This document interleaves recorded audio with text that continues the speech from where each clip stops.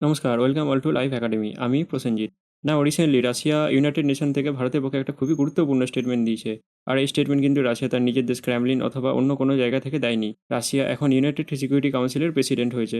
R as a president of United security council পুরো দুনিয়ার সামনে এবং ইউনাইটেড নেশন থেকে দাঁড়িয়ে বলেছে ভারত একটি গ্রেট পাওয়ার। রাশিয়া কিন্তু সত্যি এরকম বলেছে যে India is a great power, যে নিজের ন্যাশনাল ইন্টারেস্টের হিসাবে কাজ করে বা নিজের ন্যাশনাল ইন্টারেস্ট হিসাবে তার পলিসি ঠিক করে। কিন্তু আজকের সময়ে অনেক বেশি এনর্মাস এবং আনজাস্টিফাইডভাবে ভারতের ওপর প্রেশার সৃষ্টি করা হচ্ছে, যা কিন্তু একদম ঠিক না। এখানে কিন্তু সবার মনেই হতে পারে যে রাশিয়া হঠাৎ করে এরকম কেন বলছে, আর রাশিয়া ইউনাইটেড সিকিউরিটি কাউন্সিলের প্রেসিডেন্ট কীভাবে হয়ে গেল, সব বলবো। দেখো, বিগত কিছু মাস ধরে আমেরিকা, ইউকে, আরও যত ওয়েস্টার্ন কান্ট্রি ছিল তারা কিন্তু চেষ্টা করছিল যাতে রাশিয়া কোনোভাবেই ইউনাইটেড সিকিউরিটি কাউন্সিলের প্রেসিডেন্ট না হতে পারে। ইভেন দো রাশিয়ার ট্রাম্প কিন্তু জুলাই মাসে এমনিতেই আসতো। বেসিক্যালি ইউনাইটেড সিকিউরিটি কাউন্সিলের স্ট্রাকচার বলতে আমরা 5জন পার্মানেন্ট মেম্বার আর 10জন নন পার্মানেন্ট মেম্বারকে জানি। আর 5জন পার্মানেন্ট মেম্বারের মধ্যে রাশিয়া, চায়না, ফ্রান্স, ইউকে আর ইউএস।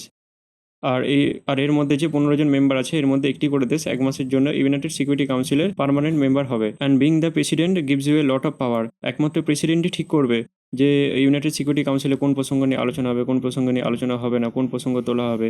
আর ইউএস কিন্তু এই ব্যাপারটা নিয়ে খুবই চিন্তিত ছিল যে রাশিয়া প্রেসিডেন্ট হয়ে গেলে রাশিয়া কিন্তু তাদের ছেড়ে কথা বলবে না। ইন্ডিয়া ইস্যু, ইসরায়েল ইস্যু এবং ভেরিয়াস প্রসঙ্গ নিয়ে কিন্তু তাদের কথা শোনাবে। আর রাশিয়া কিন্তু ঠিক সেম কাজই করেছে।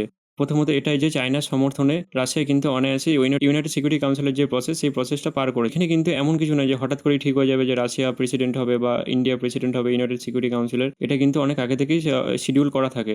আর ইউনাইটেড সিকিউরিটি কাউন্সিলের যে ওয়েবসাইট আছে সেখানে অলরেডি লেখাই আছে যে জুলাই 24 কিন্তু রাশিয়া অলরেডি শিডিউল করা যে রাশিয়া ইউনাইটেড সিকিউরিটি কাউন্সিলের প্রেসিডেন্ট হবে। আর রাশিয়া প্রেসিডেন্ট হতেই প্রথমে ইসরায়েল ইস্যু নিয়ে কথা বলেছে, তারপরে Russia openly as a United Security কাউন্সিলের প্রেসিডেন্ট হিসাবে ইউএস এবং বাকি ওয়েস্টার্ন কান্ট্রিদের শুনিয়েছে যে এমন একটি দেশ আছে যার ওপর কিন্তু অতিরিক্ত পরিমাণে প্রেশার দেওয়া হচ্ছে, আর সেটি হচ্ছে ভারত। এবার প্রশ্ন আসছে, সত্যি কি ভারতের ওপর কোনো রকমভাবে ওয়েস্টার্ন কান্ট্রি প্রেশার ক্রিয়েট করছে বা ইউএস প্রেশার ক্রিয়েট করছে, বা সত্যি কি আমরা প্রেশারে আছি ইউএসের? এই ব্যাপারে যদি জানতে চাও তাহলে পার্ট 2 এ কমেন্ট করো, আমি এই ভিডিওর পার্ট 2 নিয়ে আসবো।